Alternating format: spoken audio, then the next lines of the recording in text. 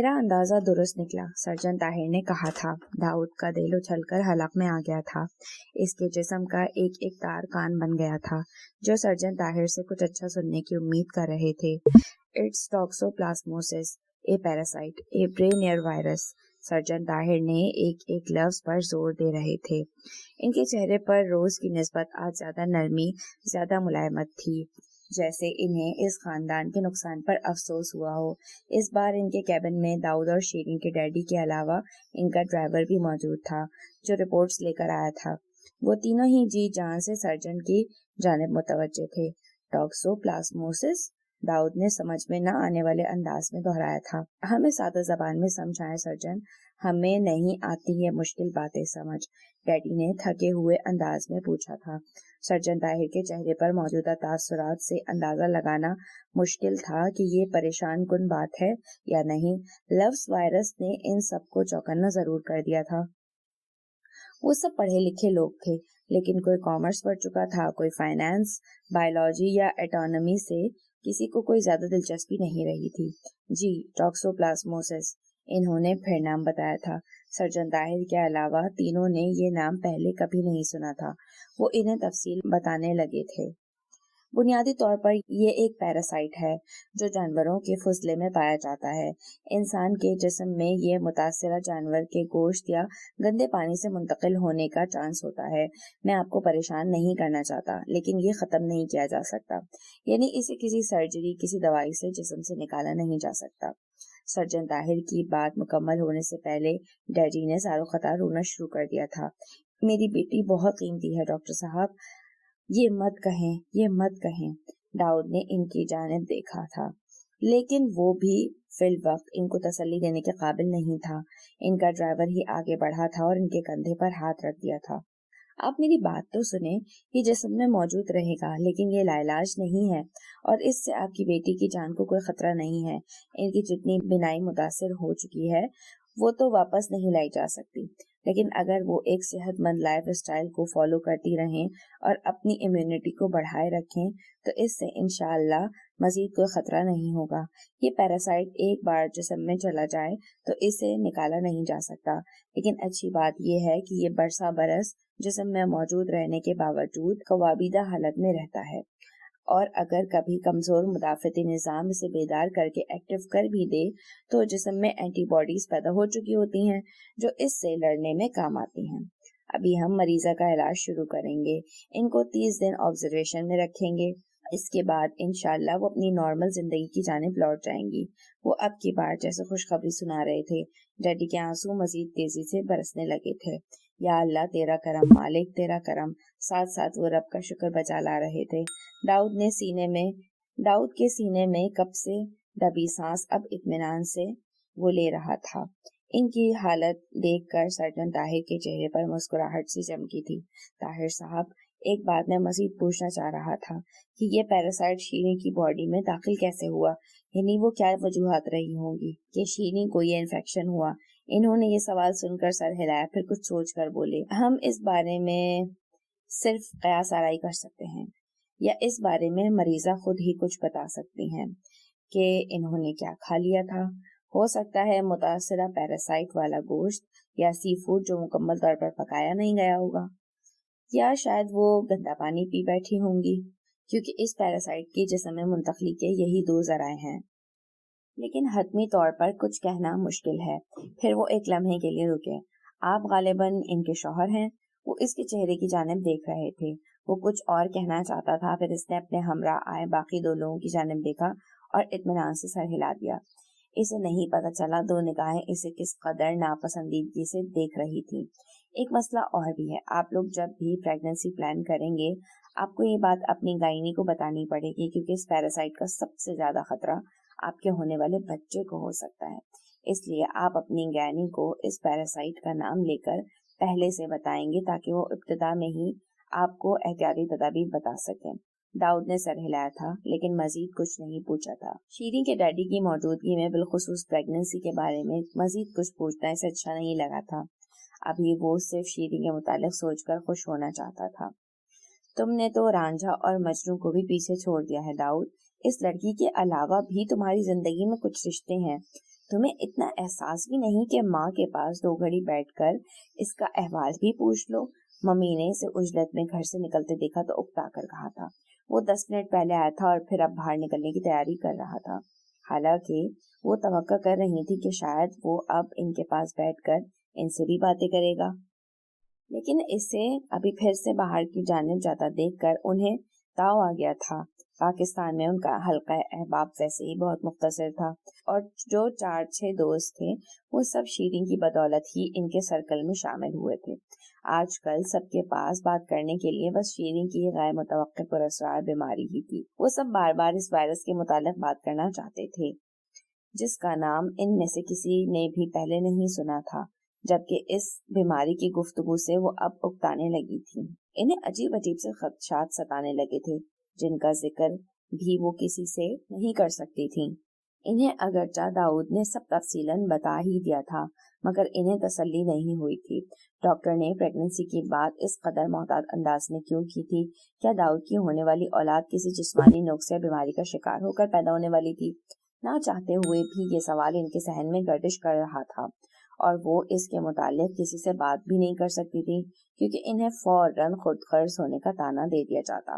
Mummy I am so sorry, مجھے خود بھی احساس ہے کہ مجھے آپ کے پاس بیٹھنا چاہیے، لیکن ابھی شیریں، اس نے اتنا ہی کہا تھا کہ ممی نے اس کی بات کاٹ دی۔ شیریں شیریں شیریں، اس کے علاوہ کچھ اور ہے تمہارے پاس؟ میں تھک گئی ہوں اس لڑکی سے، اس کی بیماری سے، اور تم سے بھی۔ وہ اپنی ہی سوچ کو مناسب الفاظ نہیں دے پا رہی تھی، لیکن ان کی اندرونی کشمکش ان کے چہرے پر لکھی نظر آ رہی تھی۔ داؤد پلٹ کر ان کے پاس آیا تھا۔ وہ کاؤچ پر ٹانگیں چڑھائے بیٹھی تھی، وہ ان کے قدموں میں بیٹھ گیا۔ ان کا چہرہ کچھ دنوں ہی میں بے حد عمر رسیدہ لگنے لگا تھا۔ داؤد جب سے آیا تھا اس نے واقعی اپنی ممی کو اب نظر بھر کر دیکھا تھا۔ وہ کچھ کہنا چاہتا تھا لیکن ممی نے اسے یہ موقع ہی نہیں دیا تھا۔ انہوں نے اس کا ہاتھ تھام لیا تھا۔ میں تمہاری ماں ہوں داؤد، میں تمہاری بھلا ہی چاہوں گی، میں کبھی ایسی بات نہیں کروں گی جو تمہارے لیے باعث نقصان ہو یا باعث آزار ہو۔ ابھی بھی مان لو یہ لڑکی ٹھیک نہیں ہے، نکل آؤ اس کے چکر میں سے۔ میں نے بی بی سے پوچھا تھا، وہ کہتی ہیں اس کے ستارے تمہارے ستاروں سے میل نہیں کھاتے ہیں، تم لوگ ایک ساتھ کبھی خوش رہ ہی نہیں سکتے، تم ہمیشہ مسائل کا شکار رہو گے۔ اب یہی دیکھ لو، ایسی بیماری جس کا نام بھی کسی نے نہیں سن رکھا، شیریں کو وہ ہو گئی ہے۔ اس میں نشانی ہے داؤد۔ وہ ایک دم آگے کو جھکی اور اپنے دونوں ہاتھ اس کے کندھوں پر رکھتے ہوئے بولی، سمجھنے کی کوشش کیوں نہیں کرتے تم؟ ابھی بھی وقت ہے داؤد، ابھی بھی سمجھ جاؤ، چھوڑ دو اسے۔ تم خود سوچو، یہ سب کچھ ہو جانا اس جانب اشارہ نہیں کرتا کہ ابھی بھی وقت ہے، ابھی بھی سوچا جا سکتا ہے۔ مان لو داؤد، قدرت تمہیں وقت دے رہی ہے۔ داؤد نے ان کے ہاتھ میں دبا اپنا ہاتھ کھینچ کر الگ کیا تھا۔ ممی، وہ اتنا ہی کہہ سکا، الفاظ منہ میں ہی دم توڑ گئے تھے۔ اسے بے حد برا لگا تھا، اس کی ممی بہت خود غرض تھی۔ یہ وقت ہے ان باتوں کا، اور سوچنا کیا ہے؟ شادی گڈے گڈی کا کھیل ہوتی ہے کیا؟ کیا سوچوں میں؟ اور سوچنے کے لائق تو میں کئی سال پہلے رہا ہی نہیں تھا، آپ نے کبھی رہنے ہی نہیں دیا مجھے اس قابل۔ اس نے اپنی پیشانی کو بائیں ہاتھ سے سہلانے کی کوشش کی تھی۔ اس کے الفاظ بے ربط تھے، اس کے دل کی حالت اس کے چہرے سے عیاں تھی، اسے جیسے بولنے میں رکاوٹ سی محسوس ہو رہی تھی۔ اور آپ اتنی وہمی کیوں ہونے لگی ہیں؟ پہلے تو آپ ایسی نہیں تھی، کیوں سوچتی رہتی ہیں الٹا سیدھا؟ کیوں آپ کو ہر بار دوسروں کے ستاروں میں ہی مسئلہ لگنے لگتا ہے؟ ممی، ہو سکتا ہے میرے کرتوتوں میں کوئی مسئلہ ہو کہ میرے ساتھ وابستہ ہر چیز مسائل کا شکار ہو جاتی ہے، کیا پتا یہ میں ہوں جو اس لڑکی کو ہمیشہ مشکل میں ڈال دیتا ہوں۔ وہ مزید کچھ کہنا چاہتا تھا لیکن ان کی بات نے اسے عجیب سے صدمے سے دوچار کر دیا تھا۔ وہ بنا کچھ کہے باہر نکل گیا تھا اور وہیں بیٹھی رہ گئی تھی وہ، لیکن ان کی آنکھیں بھیگنے لگی تھی، ان کا دل بہت بوجھل ہو رہا تھا۔ میں تمہیں کیسے سمجھاؤں داؤد، یہ ماں کا دل ہے اور ماں کا دل اولاد کے بارے میں ہمیشہ صحیح سوچتا ہے۔ مہر افروز بار بار دستک دینے پر بھی جب دروازہ نہیں کھلا تو انہوں نے اس کا نام لیا تھا اور با آواز بلند لیا تھا۔ دروازے کے بالکل ساتھ ایلومینیم کی کھڑکی تھی جس کا ایک شیشہ دائیں طرف ہٹا ہوا تھا۔ اندر کی جانب لگے بلائنڈز بھی ادھ کھلے تھے جس سے اندر کی چہل پہل باہر کھڑے محسوس ہوتی تھی۔ وہیں سے آنے والی موسیقی کی آواز سے بھی بخوبی اندازہ ہو سکتا تھا کہ اندر کوئی موجود ہے، مگر دروازہ نہیں کھل رہا تھا۔ اسی لیے انہوں نے مسلسل دستک سے اکتا کر आवाज दे ही डाली थी। इन्हें अब सारी सूरत हाल से उलझन होने लगी थी। वो फौरन से बेशतर वहां से चली जाना चाहती थी, लेकिन फिर भी कुछ था जो इन्हें रोक लेता था। जब इतना पेट्रोल फूंक कर यहाँ तक आ ही गई हूँ तो अब इससे मिलकर ही जाना। चंद मिनट मजीद इंतजार करने में हर्ज ही क्या है। पहली दस्तक के बाद से ही इन्होंने खुद को ये बावर करवाना शुरू कर दिया था। दरवाजा फिर भी नहीं खुला था और इनका पारा मजीद हाई होने लगा था। वो कभी महर अफरोज से मिलने न आती, लेकिन 7 समंदर पार बैठा इनका बेटा मुसलसल फोन करके इन्हें याद दहानी करवाना नहीं भूलता था। ये महर अकेली है, इसके वालिदैन पाकिस्तान चले गए हैं, वो कहीं एज ए पेन गेस्ट रह रही है। आप प्लीज इसे कॉल करती रहा करें, वीकेंड्स पर इसे अपने पास बुलवा लिया करें, इसने मिलने चली जाया करें, इसका ख्याल रखा करें मम्मी। इनका बेटा जब जब इन्हें फोन करता था, घुमा फिराकर गुफ्तगू का न्यूक्लियस महर अफरोज बन जाती थी। वो कोई जाहिल किस्म की अनपढ़ खातून कभी भी नहीं रही थी। एक पढ़ी लिखी मुलाजिम पेशा खातून जितनी फराख दिल, बाशऊर और मजबूत हो सकती थी, वो इससे कहीं ज्यादा थी। लेकिन ये बात इन्हें हजम करना मुश्किल लगता था कि वो जिस न्यूक्लियस के गिर्द घुम्मन घेरियां खाती रही हैं, इस न्यूक्लियस कोई और भी हो सकता है। वो अपने दोस्तों में बैठकर बार बार ये बात कह चुकी थी कि मैं हेलीकॉप्टर मामा नहीं हूँ, मुझे ये पसंद ही नहीं है कि बच्चों के बड़ा हो जाने के बाद भी इनकी जिंदगी और फैसलों पर असरअंदाज होते रहो। दाऊद बड़ा हो चुका है, अपना अच्छा बुरा सोचने के काबिल हो चुका है। मैं अब इसकी जिंदगी में मुदाखलत नहीं करती। लेकिन हकीकत ये थी कि इन्हें इस अमर से तकलीफ हो रही थी कि दाऊद अपने फैसले अब इनसे पूछकर करने के बजाय एक जुम्मा 8 दिन पहले जमीन से निकली लड़की से पूछकर करता था। वो महर अफरोज को दिल में इसी नाम से याद करती थी, लेकिन दिल में ही वो इस बात की कायल भी थी कि इसकी शख्सियत में कुछ तो ऐसा जरूर था कि जो इससे मिलता था मरऊब जरूर होता था। पहली मुलाकात में वो हमेशा ऐसी तिश्तगी छोड़ जाती थी जो दूसरी तीसरी मुलाकात में घटने के बजाय बढ़ती ही जाती थी, और इन्हें इस तिश्तगी से नफरत होने लगी थी। वो इससे मिलने से कतराती थी क्योंकि वो हमेशा न सिर्फ इन्हें घेर घार के अपनी मर्जी की बात मनवा लिया करती थी, बल्कि इसके फैसले हमेशा दुरुस्त भी साबित होते जा रहे थे। लेकिन इस बात का एतराफ किसी के सामने करना आसान नहीं था। सो जब भी इससे मिलना होता था, एक मसनूई दिलकश मुस्कुराहट इनके चेहरे पर चिपकी रहती थी, मगर इनका दिल कभी इससे मिलकर खुश नहीं होता था। आप यहाँ? दरवाजा खुल गया था और साथ ही महर अफरोज का मुंह भी। वो इन्हें देखकर काफी हैरान नजर आ रही थी। मैंने सोचा मैं ही मिलाती हूँ, तुम तो आओगी नहीं क्योंकि अब दाऊद जो यहाँ नहीं है। वो चेहरा जो बेहद बेजार नजर आ रहा था, सेकंड के 1000वें हिस्से में एक पुरशफीक मुस्कुराहट से सज गया था, लेकिन लहजे में दरआए तंज को वो छुपा नहीं पाई थी। महर मुतशक्कराना अंदाज में मुस्कुराई और इन्हें अंदर आने का रास्ता दिया, और साथ ही इनकी बात का जवाब भी। ऐसी बात नहीं है, दाऊद के होने या ना होने से मुझे क्या फर्क पड़ता है। इन्होंने इसके जुमले को नाक चढ़ाकर सुना था और दिल में ये ख्वाहिश भी पैदा की थी कि काश वो दाऊद को यही जुमला सुनाकर समझा सकते कि ये लड़की इसके बारे में क्या सोचती है, मगर इसका अगला जुमला इनके ये इरादे को मुतज़्ज़ल कर गया था। मैं आपसे कभी दाऊद की वजह से नहीं मिली। आप इतनी करिश्मेटिक, इतनी पावरफुल शख्सियत की मालिक हैं कि आपसे मिलने के लिए किसी दूसरे तीसरे सहारे की जरूरत ही नहीं पड़ती। इसके एक जुमले ने ही इन्हें ढेर कर दिया था। जिसके पहले हिस्से पर इन्हें यकीन था कि झूठ है, जबकि दूसरे हिस्से पर ईमान की हद तक यकीन था कि वो सच कह रही है। सो वो मुस्कुराहट जो जबरी चेहरे पर सजाई गई थी, एकदम इखलास के लिबादे में लपेट ली गई थी। अपने ब्रांडेड बैग को कलाई पर लटकाए हाई हील के साथ टक टक करती वो चुपचाप छोटे से लाउंज नुमा हॉल में दाखिल हो गई थी। तनकीदी निगाहें इधर उधर डालते ही पहली नजर में ही वो सस्ती सी अकोमोडेशन इन्हें महर अफरोज के शाया निशान नहीं लगी थी। वो इसके वालिदैन के विला में चंद एक बार जा चुकी थी। ये आम सा फ्लैट इस विला के मुकाबले में सर्वेंट क्वार्टर जैसा था। इसके बाद इन्होंने महर अफरोज पर गौर किया था। महर स्लीपिंग पजामा सूट में थी, बालों का जूड़ा बना रखा था और आंखें नींद से भरी हुई थी। वो शायद सोई हुई थी, तभी दरवाजा खोलने में ताखीर की हुई थी। इन्हें वो कुछ कमजोर भी लगी थी। बहुत अजीब सी जगह है, इन्होंने फौरन अपनी राय दी थी। वो इनके सामने पड़ी कुर्सी पर बैठी, फिर मुस्कुराई।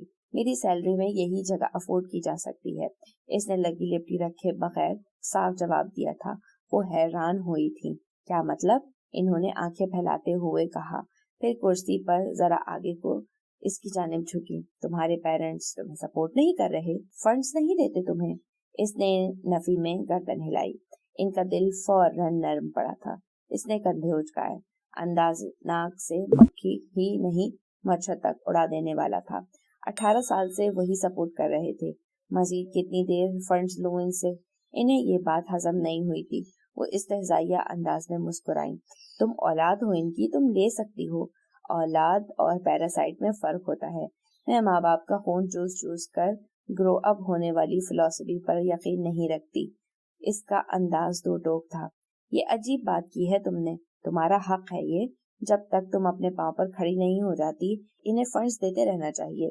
इतना तो कर सकते हैं तुम्हारे फादर, वो अमीर कबीर इंसान है। मुझे तो ये समझ नहीं आ रही कि वो तुम्हें यहाँ छोड़कर गए ही क्यों हैं। इन्हें ऐसा नहीं करना चाहिए था।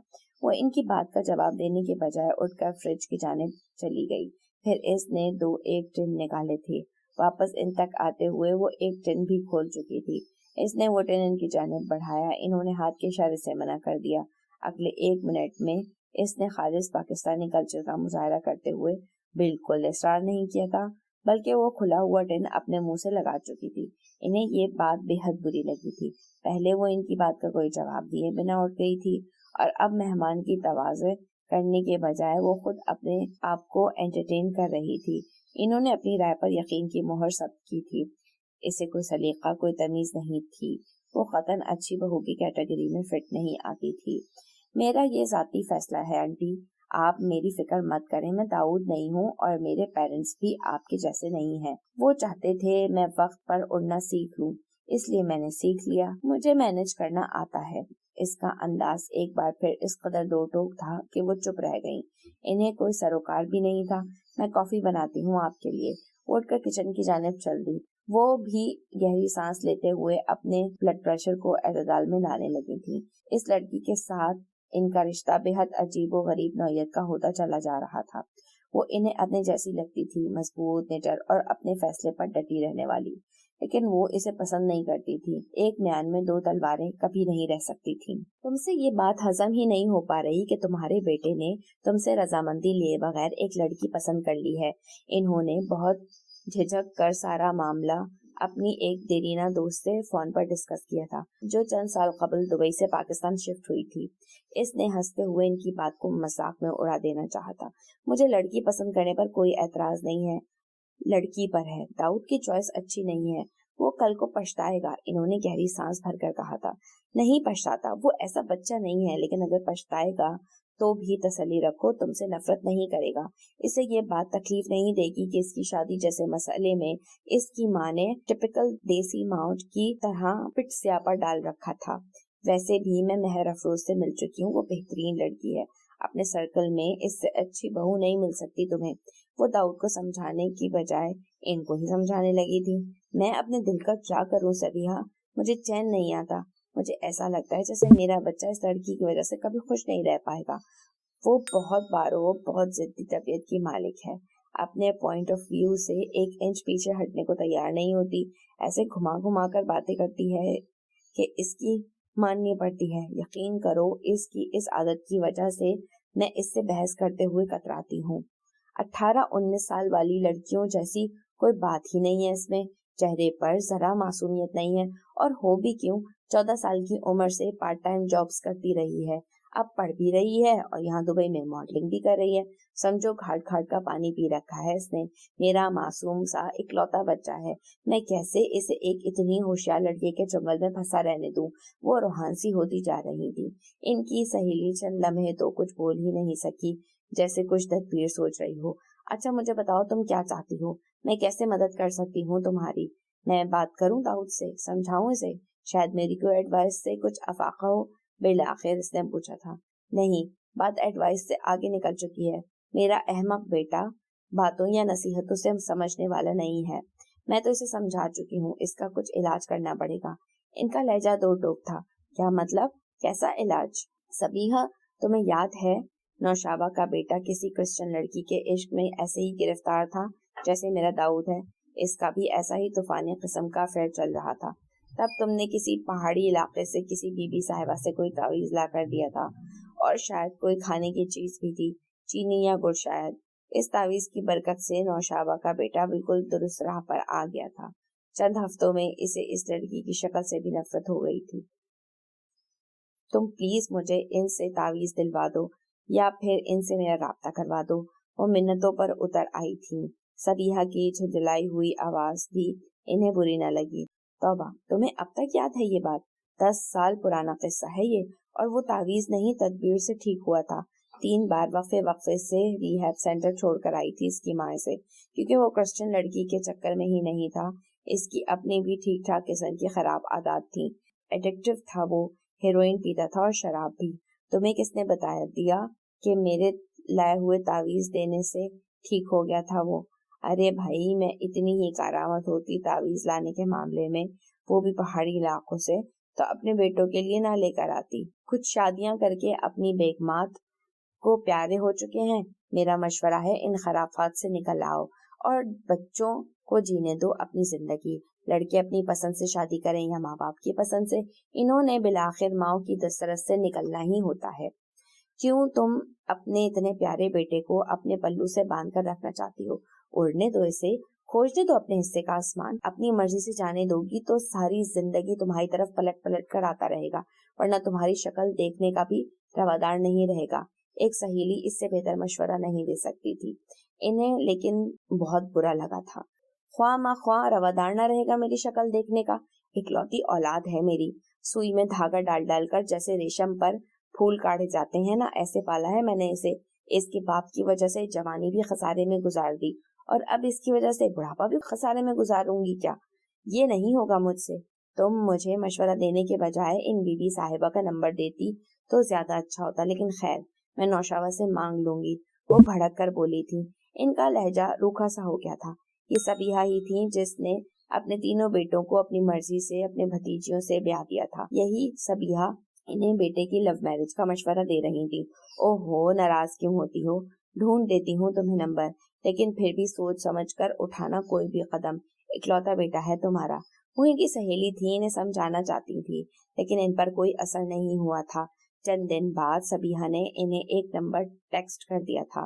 انہوں نے بھی تاخیر کیے بنا بی بی صاحبہ سے فون پر بات کی تھی۔ انہیں کچھ دعائیں پڑھنے کی لیے دی گئی تھیں اور کچھ دعائیں چینی پر دم کر کے اس لڑکی کو کھلانے کی تائید کی گئی تھی۔ ان کے ذہن سے بوجھ سا ہٹ گیا تھا۔ بی بی صاحبہ سے فون پر بات کرنے کے بعد انہوں نے مہر افروز کو لینڈ لائن پر فون کیا تھا۔ وہ اسے اپنے گھر چائے پر انوائٹ کرنا چاہ رہی تھی۔ فون اس کی لینڈ لیڈی نے ریسیو کیا تھا۔ مہر کل رات کی فلائٹ سے لندن چلی گئی ہے، انہیں بتایا گیا تھا۔ وہ دنگ رہ گئی تھی۔ آپ کی چائے۔ ان کا ذہن سویا جاگا سا تھا جب گلے نے چائے کی صدا دی۔ وہ تپائی پر چائے رکھنے کے لیے پلٹی تو وہ باتھ روم کی جانب چل دیے تھے۔ وہ نہیں چاہتے تھے گلے انہیں زرد چہرہ لیے دیکھے۔ چہرے پر پانی کے چھینٹے مار کر وہ واپس آئے تو وہ وہیں موجود تھی۔ اس کا مطلب تھا اس کا مزاج اب کافی سے زیادہ بہتر تھا۔ انہوں نے ہاتھ میں پکڑا تولیہ اسے تھمایا تھا۔ یہ بھی محبت کی ایک ادا تھی۔ وہ اپنے اس طرح کے ذاتی کام عام طور سے خود سر انجام دیا کرتے تھے، لیکن جب ادائے محبوبی دکھانا مقصود ہوتی تھی تو ہر کام گلے سے کروا دیا جاتا تھا۔ گلے نے بھی ان کے ہاتھ سے تولیہ پکڑا اور کھڑکی کی جانب چل دی تھی۔ کھڑکی کا ایک پٹ کھول کر اس نے بہت سلیقے سے اس پر تولیہ پھیلا دیا۔ کھڑکی کے کھلنے سے چمکتی ہوئی دھوپ بنا اجازت لیے کمرے میں داخل ہوئی تھی، لیکن چونکہ کھڑکی گلے نے کھولی تھی تو دھوپ کی آمد میں بھی موسیقیت تھی، یا شاید حبیب اللہ خان کو ایسا محسوس ہوتا تھا۔ اب بھی دھوپ کی زرد زرد کرنیں چھن چھن کر نہیں بلکہ چھم چھم کرتی ایک قطار میں ان کے بستر تک پھیل گئی تھی۔ انہیں ہمیشہ یہی لگتا تھا کہ گلے اتنی محبت سے اتنا دل لگا کر ہر کام سر انجام دیتی تھی کہ اس کام کا ردیف قافیہ سر تال خود بخود درست ہو جایا کرتا تھا۔ یہ عورت انہیں اس لیے عزیز تھی کہ وہ ہر غلط کام کو صحیح کر دینے کی صلاحیت رکھتی تھی۔ وہ ان کا لکی چارم تھی۔ زندگی کے جس معاملے میں گلے کی حمایت ان کے ہمراہ ہوتی تھی، اس معاملے میں انہیں کبھی شکست نہیں ہوتی تھی۔ जिंदगी के मैदान जंग में वो इनका हरावल दस्ता थी, इनका सपा सालार थी। इसीलिए इन्होंने खुशल खान को मनाने से भी पहले गुले को अपनी टीम में शामिल करने को तरजीह दी थी। उन्होंने कनखियों से चाय की ट्रे में देखा जहां 2 प्यालियां मौजूद थीं, यानी वो इनको चाय पर कंपनी देने वाली थी, जो आम तौर से कम ही होता आया था। चाय के हमरा नाजुक सी रकाबी में भी कुछ मौजूद था। सुर्ख रंग से इन्होंने अंदाजा लगाया कि शायद वो गाजर का हलवा था। दूसरी रकाबी में इनकी पसंदीदा घर की बनी नान खताइयाँ सजाई रखी गई थी। चाय के साथ न सिर्फ इस कदर फरागदिली से मीठा दिया जा रहा था, बल्कि साथ बैठकर पीने का एहसास भी बख्शा जा रहा था। इन्हें दिल ही दिल में गुदगुदी भी हुई और मजीद तसल्ली हुई कि इत्मीनान से पलंग के साथ पड़ी बेड की कुर्सी पर बैठ गए। इतना एहतमाम इन्होंने अपने तई सराहना चाहा था। गुले ने एक नजर चाय की जानिब देखा और दूसरी नजर इन पर डाली।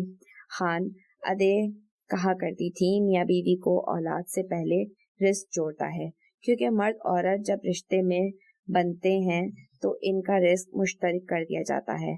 आप और मैं लिबास या बिस्तर के ही हिस्सेदार नहीं हैं, बल्कि रोटी के भी हिस्सेदार हैं।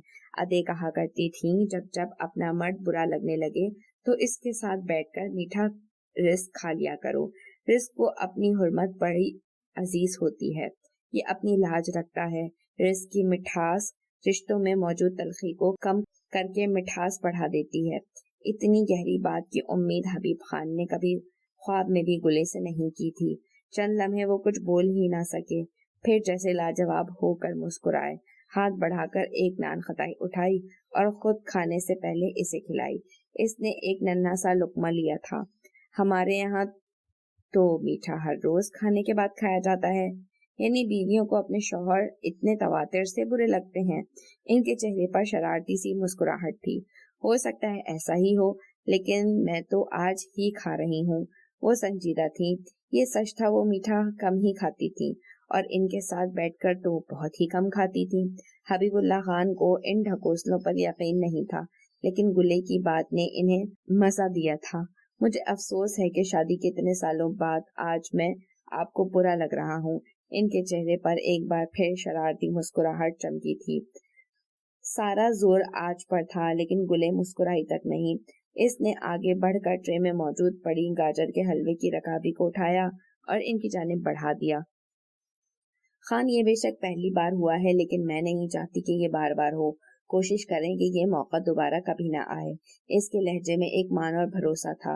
इन्होंने गहरी सांस भरी और हाथ में मौजूद बकिया खताई को इसकी जानिब बढ़ाकर हलवे की प्लेट थाम ली, मगर मुंह से एक लफ्ज भी ना कह सके।